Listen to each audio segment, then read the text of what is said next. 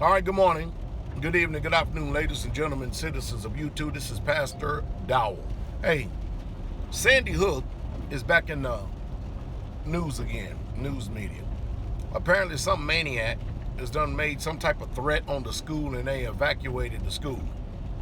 And if my memory serves me correctly, I believe that Sandy Hook is in California. It's been about 6 years. 6 years since them mass shootings, or that mass shooting took place where it killed 20 children, 6 staff members, school teachers, and of course, a lot of liberals. The first thing that they wanted, they was, fiending, salivating, thinking that this has got to be it. This is where we get to take the guns away from Americans. Well, didn't happen. And the reason why it didn't happen is because it's simple. Now, I'm going to tell you what I think the problem is. I think the problem is on 2 fronts in this country right here. Number one, the economic recession and depression that we're in. When people have nothing to lose, they lose it. And then number 2, and this one right here is the big time doozy. And it's hardly ever mentioned in the media. I think all these psychotropic drugs is the cause of all these people literally going stark raving mad. I mean, have you ever really truly taken account of the type of prescription drugs that these people are on that affects the mind? And then they go out and they commit all these heinous crimes and then turn and the guns on themselves and kill themselves? Which now, my perspective, my point of view is a whole lot different than other people. I mean, I've been around weapons all my life. Own weapons, and I don't think that taking the guns or trying to make legislation and take the guns out of American hands is the answer. As a matter of fact, I think that where this country is at right now, they can do whatever they want to try to make legislation to try to take American guns, and I think we will definitely have a civil war on our hand, because I live in the South, and of course most of you live in areas, some of you live in highly populated areas, dense areas, to where guns are not even permitted in the state. You can't even defend yourself. But you know what? There's 2 people that do have the guns, 2 institutions that have the guns: the cops and the criminals. Yep. The cops allegedly so-called abide by the law. And of course, when you saw these Occupy Wall Street, you saw 2 different responses. I know I'm throwing a lot at you right now, but I'm trying to get you to use critical thinking skills here. All right, check this out. When we had Occupy Wall Street, them cops was up there in New York, macing the people, corralling them, beating them, literally abusing them. You had Occupy Wall Street in Arizona too. Total different response and a total different reaction. You know the reason why? Because those people in Arizona is armed. They got firepower as well. And of course, nobody likes talking about it, but I am going to mention it anyway. The Second Amendment is not to give us the right to go hunting. The Second Amendment is the right of the American people to be able to defend themselves from a government gone crazy, gone wild, kind of like ours is doing. That is what the Second Amendment is all about, to defend ourselves against the tyranny of our government, because government by its very definition is evil. So now you got Sandy Hook back in the news again, and except this time nobody's dying, and thank the Lord for that, for sure. Nobody's dying. But what's disturbing to me is the mindset of the illusion and the delusion of thinking that you can actually remove the guns away from American people and that's going to stop all the crime. Well, all you got to do is ask Australia and ask England, how's that working for them? It ain't working too dang good. And not only that, you can ask France how it's working for them too. Ain't working too good, is it?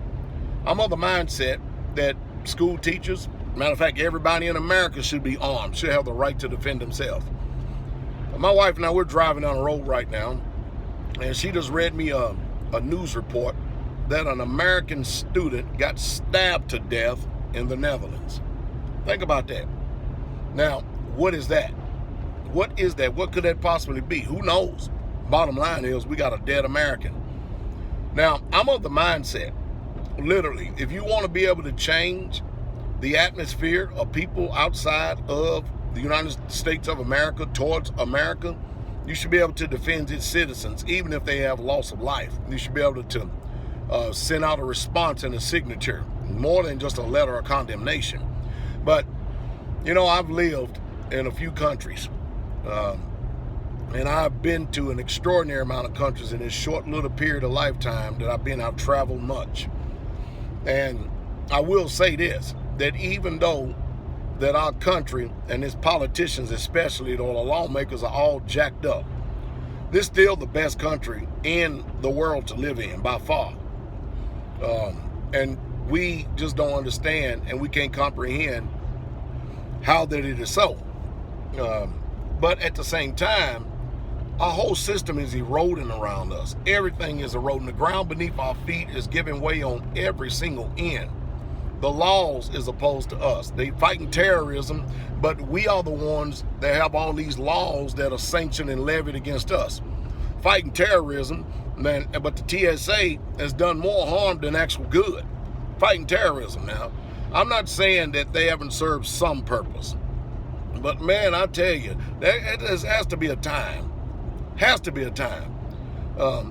when we as a people, we have got to start using some logic and reason in the day that we're living in. Now, you know just as well as I do that if you continue to keep having these people who thinking that taking the guns out of American hands is the actual way to go, what in the world are they going to do when you have a mob there or someone that's going to utilize a gun and not obey laws? See, laws are written down on a piece of paper. That's all it is. But see, when you have private property and you are able to defend yourself, you have a whole lot more rights, constitutional rights. You have a whole lot more rights than these people that are living out here in these population centers. But laws are written down on paper. And you know just as well as I do, criminals, as well as we're seeing it now, even the Leos, they're not obeying laws. As a matter of fact, they believe that they're above the law, and the law actually supports them, and too many times more often than not, they get off the hook. The solution is not only education, but the solution is being able to spend time in investing in yourself. You should be practicing how to shoot guns at least twice a month, bare minimum. You should be, and that includes if you're just sitting there in your home and you're using dry fire techniques. You should know your weapon. You should know how to shoot it. You should be so proficient at that thing that even under a stressful situation, you can still perform. You should become technically and tactically not only responsive, but you should also make sure that you also secure your person and the people that are around you every single time you go out. Because when you leave the confines of your home, the safety of your castle, you are actually entering into a hostile environment. There's many, many people on every single day that check out and go off into eternity simply because they're a victim of somebody else's insecurities, insanity, or you can just continue on with the list and go et cetera, et cetera, et cetera, et cetera. But there are people who left their homes and just on a routine grocery store run, on a routine business trip, thought that they was going to be able to go and take care of their business and then be able to come back home the same way that they left and end up didn't make it home. So there are people in this wicked world they're meant to actually to cause you hurt, harm, and danger. And everybody out here is not your friend. And so you be careful and you be leery about every single place you go. Always watch your six and always secure your person and always be aware of your surroundings.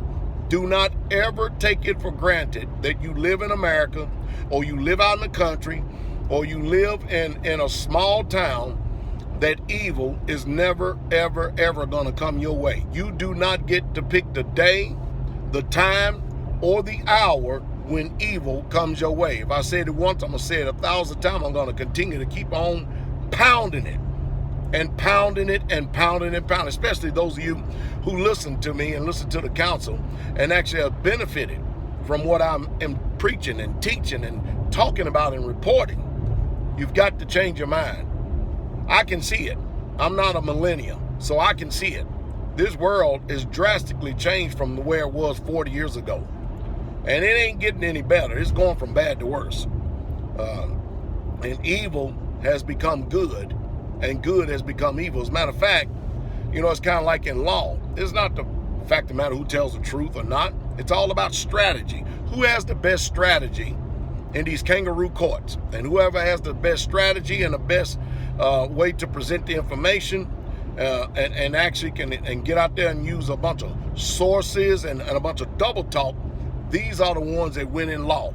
It has nothing to do with justice. It has something to do with who can present the case the best. That's what it is. Who can lie the best, who can hoodwink, who can deceive, who can turn the minds of the jurors. That's what we're looking at. So you got choices and decisions you have to make. Be careful. Watch your six. And especially during this time of the season, this time of the year, people, they kill themselves more than any time of the year. And this is supposed to be allegedly the holiday season. Be very careful where you go and be very discerning. All right, y'all have a wonderful, wonderful day. All right.